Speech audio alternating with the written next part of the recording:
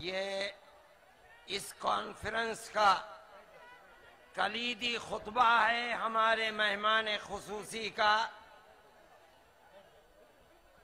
आप इस सिलसिले के अंदर तकरीर फरमाएंगे। आप सब हजरात का इतने जम्मे गफीर का यहाँ इज्तिमा जिस हुस्न अकीदत को लेकर आया है, हम ये समझते हैं कि इंशाअल्लाह आपकी यहाँ तशरीफ आवरी कबूल भी होगी और जमीयत उलमा हिंद का ये प्रोग्राम अल्लाह के फजल व करम से हमारे नजदीक आप हजरात की इस शहादत की बुनियाद पर इंदल्लाह मकबूल है। और हमने जिस गरज व गायत के लिए इस इज्तिमा को बुलाया है, इंशाअल्लाह अकीदे के एतबार से ये पूरी उम्मत उसको कबूल करेगी और उसके दिल के अंदर सहाबा इकराम रिज़वानुल्लाहि अलैहिम अजमईन के सिलसिले में अहमियत, उनकी अजमत बाकी होगी, बल्कि और से ज्यादा मजबूत होगी। मैं अपने मेहमान मोहतरम को दावत देता हूँ, वो तशरीफ लाएं। आप हजरात सुकून और इत्मीनान के साथ बैठे, आप तकरीर फरमाएंगे। मैं एक मुख्तसर सा उसका तर्जुमा आप हजरात के सामने पेश करूंगा और उसके बाद नमाज होगी इंशाअल्लाह। नारे तकबीर, नारे तकबीर। मेहमान मोहतरम शेख अब्दुल रहमान सुदैस, शेख अब्दुल रहमान सुदैस, जमीयत उलमाए हिंद, जमीयत उलमाए हिंद, अज़मत सहाबा, अज़मत सहाबा। बिस्मिल्लाहिर रहमानिर रहीम। अल्हम्दुलिल्लाहि रब्बिल आलमीन। अरसल रसूलहु बिलहुदा व दीनिल हक़्क़ लियुज़हिरहु अला द्दीनि कुल्लिहि वलौ करिहल मुश्रिकून।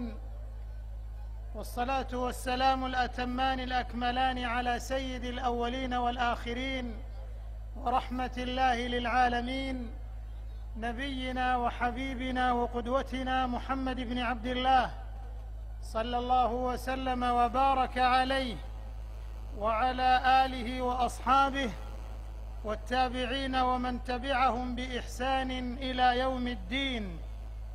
يا آل بيت رسول الله حبكم فرض من الله في القرآن أنزله، يكفيكم من عظيم الفخر أنكم من لم يصل عليكم لا صلاة له.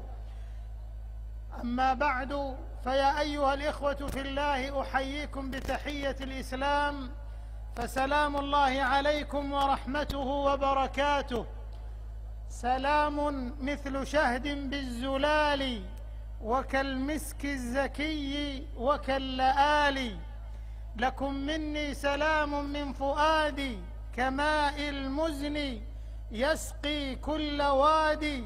سلام لو رآه الناس يزهو لمدوا نحوه كل الأيادي، ولكني أخص به أناسا، ولكني أخص به أناسا هم الأقمار من بين العباد.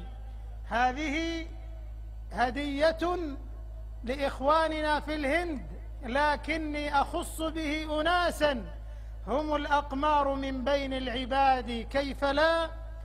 وقد شغفونا في هذا المؤتمر التاريخي الكبير بهذا الحضور العظيم الذي يكن للإسلام وللعلماء ولبلاد الحرمين الشريفين ولقادتها ولأئمة الحرمين ولمكة المكرمة وللمدينة النبوية المنورة كل محبة وتقدير. فالشكر لله عز وجل أن جمعنا في هذا المؤتمر المبارك، مؤتمر حول مكانة وعظمة وفضل ومنزلة أشرف الخلق بعد رسول الله صلى الله عليه وسلم، وهم صحابته